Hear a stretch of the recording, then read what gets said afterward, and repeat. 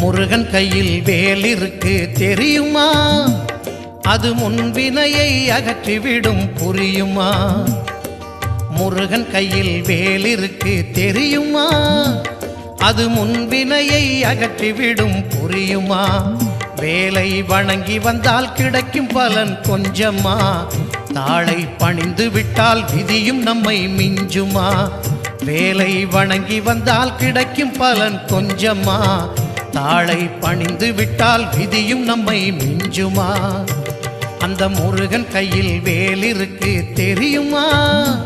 அது முன்வினையை அகற்றிவிடும் புரியுமா?